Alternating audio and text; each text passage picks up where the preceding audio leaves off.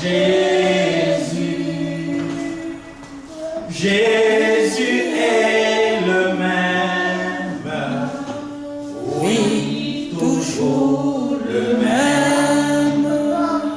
Bénissons le nom du Seigneur, adorons le nom, adorons le nom, adorons le nom, adorons le nom du Seigneur Jésus. Jésus est le même, oui, toujours le même. Adorons le nom du Seigneur, magnifions le nom, magnifions le nom, magnifions le nom, magnifions le nom du Seigneur Jésus. Jésus est le même, oui, toujours le même. Magnifions le nom du Seigneur.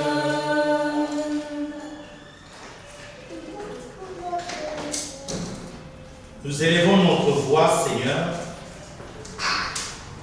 pour te prier et te dire que nous sommes fiers de t'appartenir, d'être considérés et reconnus par toi comme étant ton peuple, comme étant les brebis de ton pâturage. Et nous nous présentons devant toi pour recevoir tes grâces, tes merveilles, pour recevoir ta parole, pour recevoir dans ta parole ta force et ta puissance.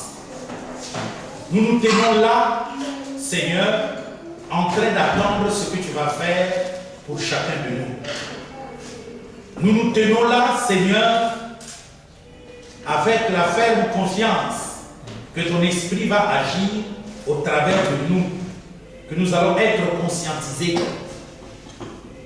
que tu vas nous parler, nous éduquer, nous instruire, nous corriger, nous blâmer en toute justice, pour que l'homme soit prompt à toute bonne œuvre. Nous allons recevoir ta parole, Seigneur. Nous te prions pour qu'elle soit accompagnée de signes, de prodiges, de miracles et de guérisons. Nous te prions aussi pour que cette parole soit accompagnée par la distribution des dons spirituels. Seigneur, nous croyons que ce que nous te demandons, nous allons le recevoir.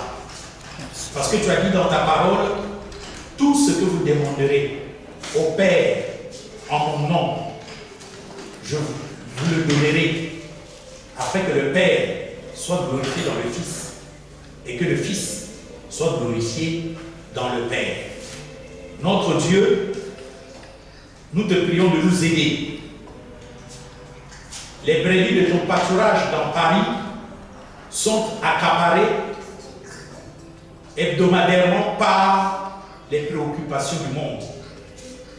Je lève ma voix vers toi pour te dire, ô Seigneur, il faut que tu nous éduques pour que nous puissions briser un certain nombre de choses et te donner le temps de nous regarder dans la parole, de nous mirer comme il faut, le temps pour être avec toi en communion, le temps, Seigneur, pour nous mettre à part et de travailler spirituellement.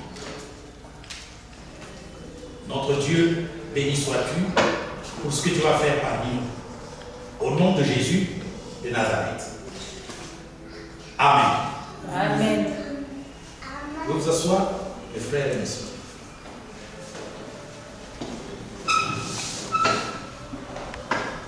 Et donc nous allons reprendre un texte de la Bible, le même texte que la fois passée.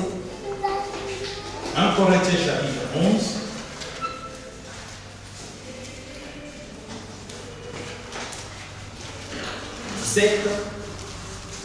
À 34.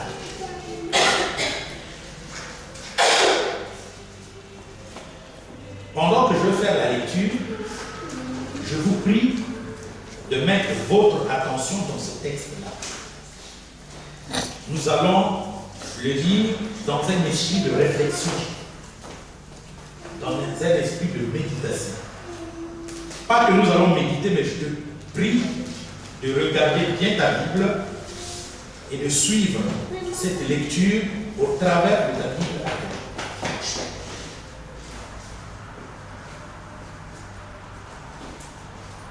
1 Corinthiens, chapitre 11, 17 à 34.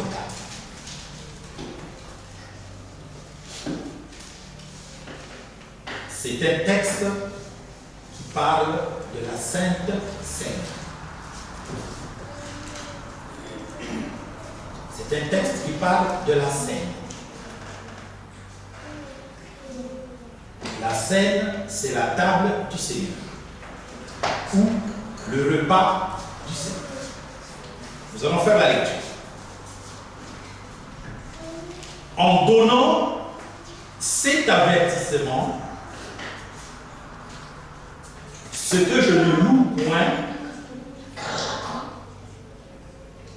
c'est que vous vous assemblez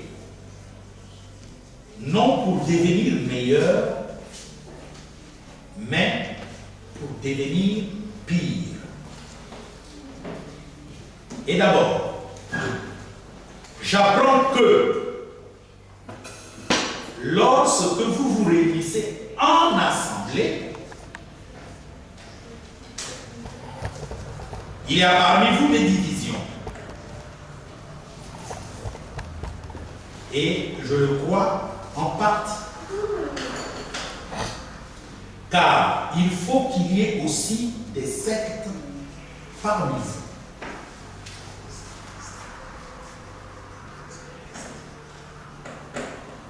Afin que ceux qui sont approuvés soient reconnus comme tels au milieu de vous. Donc, lorsque vous vous réunissez, ce n'est pas pour manger le repas du Seigneur. Car quand on se met à table, chacun commence par prendre son propre repas. Et l'un a faim, tandis que l'autre est ivre. N'avez-vous pas de maison pour y manger et boire? Ou méprisez-vous l'église de Dieu et faites-vous honte à ceux qui n'ont rien? Que vous dirai-je? Vous louerai-je? En cela, je ne vous loue point. Car j'ai reçu du Seigneur ce que je vous ai enseigné. C'est que le Seigneur, dans la nuit où il fut livré, prit du pain et, après avoir rendu grâce, le rompit et dit: ceci est mon corps qui est rompu pour vous. Faites ceci en mémoire de moi. De même, après avoir soupé, il prit la coupe et dit: cette coupe est la nouvelle alliance en mon sang. Faites ceci en mémoire de moi toutes les fois que vous en boirez. Car toutes les fois que vous mangez ce pain et que vous buvez cette coupe, vous annoncez la mort du Seigneur jusqu'à ce qu'il vienne. C'est pourquoi celui qui mangera le pain ou boira la coupe du Seigneur indignement sera coupable envers le corps et le sang du Seigneur. Que chacun donc s'éprouve soi-même et qu'ainsi il mange du pain et boive de la coupe. Car celui qui mange et boit sans discerner le corps du Seigneur mange et boit un jugement contre lui.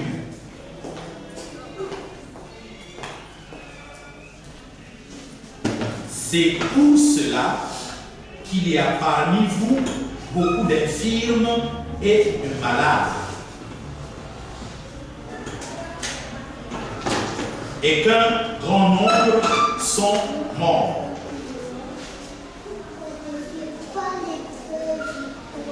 Si nous nous jugeons nous-mêmes, nous ne serions pas jugés. Mais quand nous sommes jugés, nous sommes châtiés par le Seigneur afin que nous ne soyons pas condamnés avec le monde. Ainsi, mes frères, lorsque vous vous réunissez pour le repas, attendez-vous les uns les autres. Si quelqu'un a faim, qu'il mange chez lui, afin que vous ne vous réunissez pas pour attirer un jugement sur vous. Je réglerai les autres choses quand je serai arrivé. Amen. Amen.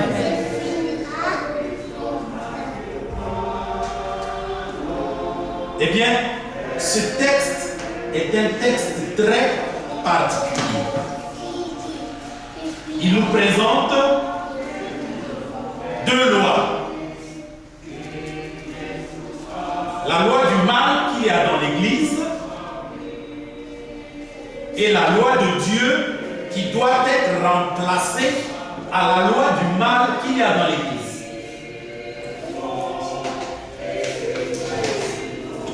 Suivez-moi vraiment attentivement.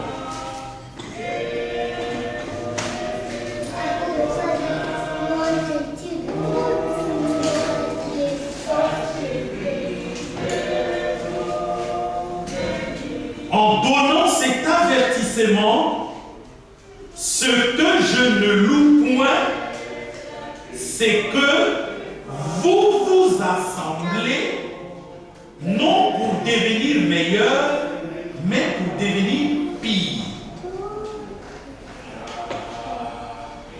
C'est un constat que Paul fait. Je vous pose la question, à qui est-ce que Paul parle?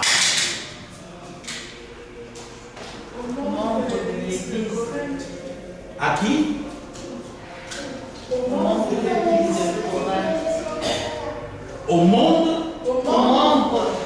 de l'église de Corinthe. C'est juste. Donc, Paul parle à l'église du Dieu vivant. Il parle à un peuple né de nouveau, comme il faut. Rempli des dons spirituels. Vous savez, je me pose la question si, actuellement, dans notre monde moderne, on peut retrouver une église dont les membres sont vraiment remplis des dons spirituels, comme l'église de Paul. Et particulièrement cette église-ci de Corinthe. Au premier siècle, Corinthe était une église de près de 100 000 personnes. Je dis bien 100 000 personnes. La ville de Corinthe était une ville de près de 1 200 000 personnes. Ce qui revient à dire que Corinthe aura été l'église la plus abondante du ministère de Paul. Le champ avait vraiment été très élargi par le Seigneur, à tel point que beaucoup de membres sont entrés dans cette église. Mais dans la grâce de Dieu, c'est que cette église avait été bénie merveilleusement par la manifestation des dons spirituels. Il y a beaucoup de gens qui parlaient en langue, beaucoup de gens qui prophétisaient, beaucoup de gens qui faisaient des miracles, qui opéraient des miracles, beaucoup de gens qui avaient la foi, beaucoup de gens qui avaient le don de guérison des malades, beaucoup de gens qui avaient le parler en langue et l'interprétation de la langue, beaucoup de gens qui avaient le don de discernement des esprits. Et ça, concilier cela, c'est écrit dans 1 Corinthiens chapitre 1. C'est important. C'est à cette église-là qu'il parle. Mais la particularité aussi de cette église, c'est qu'elle était charnelle. Et là, vous allez retrouver cela dans 1 Corinthiens chapitre 3. Quel contraste dans une telle église. Une église des gens bénis par la manifestation des dons spirituels, mais une église aussi où il y avait beaucoup de gens charnels. Et c'est à cette église exactement que va se poser un problème à propos du repas du Seigneur. C'est comme pour dire que Dieu sait faire les choses. Les gens sont à la fois spirituels, mais aussi à la fois charnels.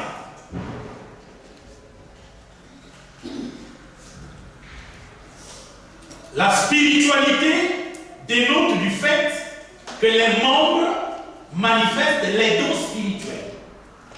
Et ils les manifestent abondamment. Et je suis très convaincu que la croissance de cette église aura été due par le fait que cette église a été bénie spirituellement par la manifestation des dons spirituels.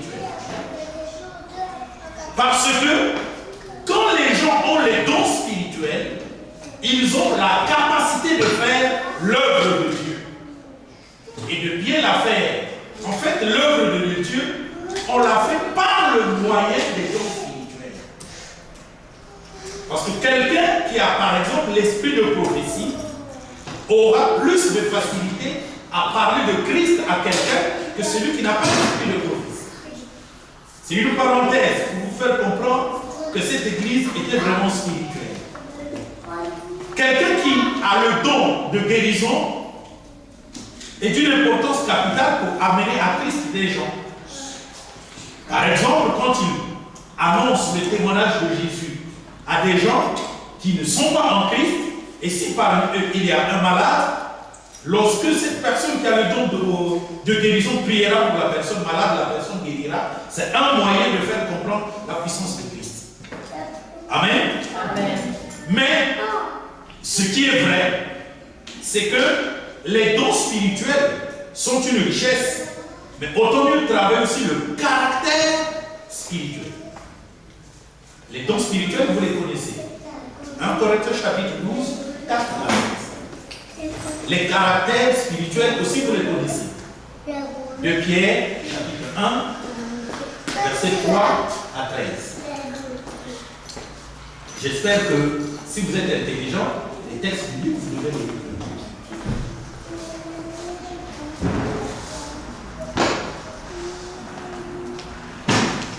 C'est pour ça. C'est possible de répéter. ça que je vous dis d'avoir souvent son cahier et son livre. Vous devez être dans l'enseignement. Soyez en esprit dans l'enseignement. Pas seulement écouter. Parce que vous allez écouter comme quelqu'un qui est en train d'attendre que le temps passe et qui dise, eh bien j'étais à l'église.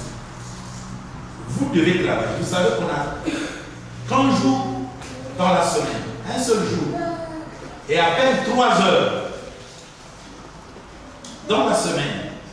Le reste, c'est consacré à votre vie. Et donc, quand nous nous réunissons, il faut être spirituel. Il faut être sérieux. Il faut être agissant pour vraiment prendre plus de nourriture spirituelle.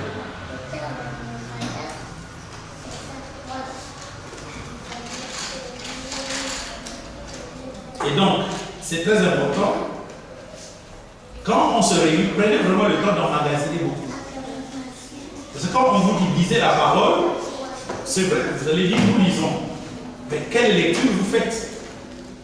Est-ce que vous faites la méditation? Parce que si vous méditez, vous n'aurez pas de problème à suivre un prédicateur qui prêche en se basant sur la Bible. Donc je disais, c'est bon d'être rempli des dons spirituels. On en parle dans 1 Corinthiens, chapitre 12, 4 à 7. Mais c'est bon aussi de travailler votre caractère spirituel. Et les caractères spirituels, on en parle dans 2 Pierre, chapitre 1, 3 à 13. C'est très important. Ces choses-là dépendent de votre travail. Amen. Amen. Recevoir les dons spirituels et manifester les caractéristiques spirituelles ou le caractère spirituel dépend de vous.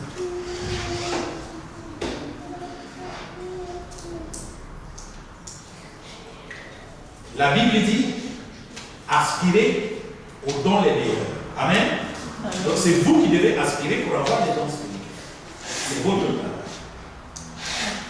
Pour les caractères spirituels, la Bible dit aussi faites tous vos efforts. Donc, pour avoir les dons spirituels, vous devez faire ce travail. Pour manifester les caractéristiques spirituelles, vous devez aussi faire ce travail. Si vous travaillez pour les dons spirituels et que vous travaillez pour les caractéristiques spirituelles, cela produira les fruits du Saint-Esprit. Donc si vous êtes intelligent, vous allez faire ceci. Vous écrivez travail pour les dons spirituels, plus travail pour les caractères spirituels, est égal manifestation des dons spirituels. Non, plutôt, manifestation du fruit spirituel. C'est très important.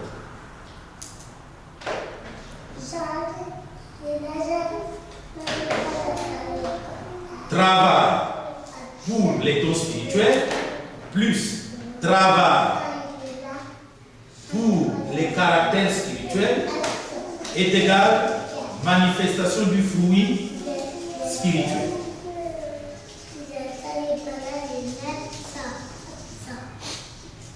C'est très important. Et je suis en train de vous le dire pour vous montrer le problème qu'avaient les Corinthiens. Ce problème-là que notre bien-aimé Paul est en train de soulever ici. Parce que nous avons en face de nous une église remplie de dons spirituels. 1 Corinthiens chapitre 1. Curieusement, nous avons aussi en face de nous une église que Paul décrit d'être charnelle. 1 Corinthiens chapitre 3. Maintenant, nous arrivons sur la chose la plus importante que nous avons dans l'église, c'est-à-dire la table du Seigneur. Ils se mettent à les reprocher. Qu'est-ce qui se passe?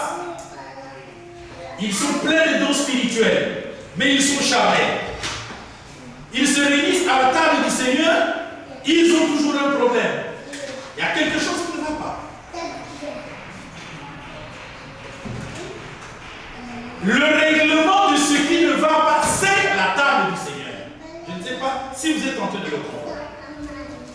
Et c'est pourquoi je vais reprendre cet enseignement sur la table ici. Parce que c'est le lieu de jugement du peuple de Dieu et c'est le lieu de bénédiction aussi du peuple de Dieu. Vous avez remarqué qu'il est écrit qu'à cause du fait de prendre la scène indignement, il y a beaucoup d'infirmes parmi vous, beaucoup de malades parmi vous, et beaucoup de personnes sont mortes. Amen. Amen. Donc il y a un enseignement d'une importance capitale sur la scène. J'ai lu et relu ce texte et je me suis dit, il y a un problème. C'est pourquoi, en vous enseignant, je m'efforce d'attirer votre attention pour que vous puissiez discerner le problème qu'il y a là. Le problème qu'il y avait dans l'église de Corinthe, c'est que les gens montaient indignement à la table du Seigneur. On se posera la question pour savoir comment des gens nés de nouveau, remplis du Saint-Esprit, manifestant les dons spirituels, peuvent-ils monter indignement à la table du Seigneur? Comment les gens nés de nouveau, c'est-à-dire baptisés d'eau, baptisés du Saint-Esprit, baptisés de feu, comment peuvent-ils s'assembler pour devenir pire au lieu de devenir meilleur? C'est ça que Paul vient d'écrire aux Corinthiens. N'est-ce pas, mes bien-aimés? C'est qu'il y a un problème. Mais lequel? Quel est ce problème-là sur lequel Paul a tiré l'attention du peuple? Et quel est ce problème sur lequel je dois attirer votre attention à vous qui êtes en train de suivre cette pensée?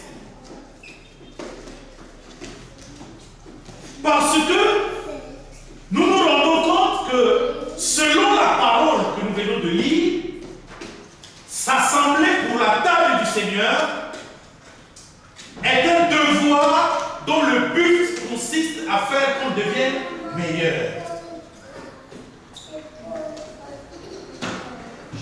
Alléluia. Amen. Donc c'est merveilleux que de s'assembler et de prendre le repas du Seigneur, car c'est dans le but de devenir meilleur. Oh, c'est merveilleux. Et l'église primitive, c'est-à-dire l'église du premier siècle, ayant compris qu'en montant à la table du Seigneur on devient meilleur, ils se sont dit que nous prendrons de temps en temps le repas du Seigneur, ce qui revient à dire que nous allons nous offrir l'occasion devant Dieu de devenir de temps en temps meilleurs. Amen. Amen. C'est de ça que je suis en train de vous parler.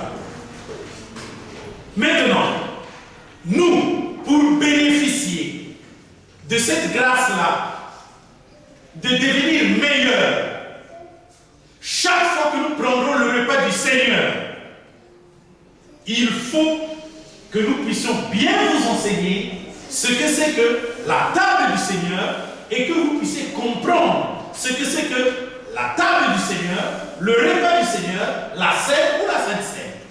Car la compréhension, l'éclairage, l'illumination qui va se produire vous donnera le désir de devenir de plus en plus meilleur. Bien-aimés, en matière de notre relation avec Dieu, je vais vous dire quelque chose d'une importance capitale. Les gens pensent que dans notre relation avec Dieu, Dieu agit d'une manière vis-à-vis de nous,